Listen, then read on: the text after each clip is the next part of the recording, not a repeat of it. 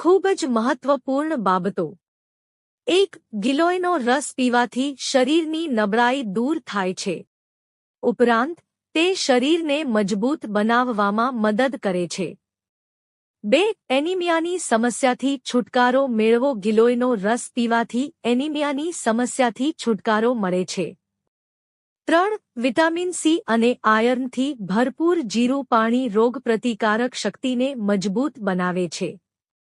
4. હૂંફાળું જીરું પાણી શરીરમાંથી ઝેરી તત્વોને દૂર કરી ત્વચાને સુધારે છે અને તાજગી આપે છે.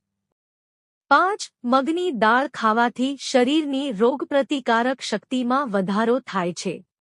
6. જો તમારે ભૂખ વધારવી હોય તો જમતા પહેલા થોડી વરિયાળી ચાવી લો.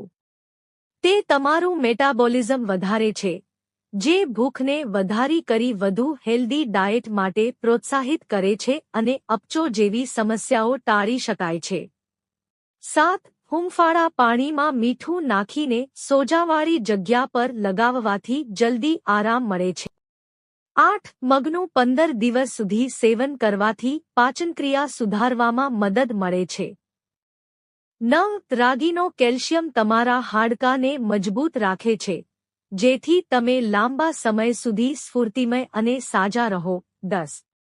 મેથીના દાણામાં જોવા મળતું દ્રાવ્ય તત્વ ભૂખને દબાવવામાં ખૂબ જ અસરકારક છે. 11. મેથીના દાણા પેટની સમસ્યાઓમાં અસરકારક છે. 12. લીંબુને પાણીથી ભરેલી કાચની બરણીમાં રાખી તેને રેફ્રિજરેટરમાં સ્ટોર કરો. 13. આયુર્વેદ અનુસાર છાશ હંમેશા દિવસે પીવી જોઈએ. સાંજે છાશ પીવાનું ટાળો. 14. ઉનાળામાં છાશનું સેવન કરવું ફાયદાકારક સાબિત થઈ શકે છે. 15. દૂધીનું શાક યુરિક એસિડના દર્દીઓ માટે ફાયદાકારક હોય છે. દૂધીમાં vitamin B, vitamin C, iron, potassium અને મેગ્નીશિયમ હોય છે.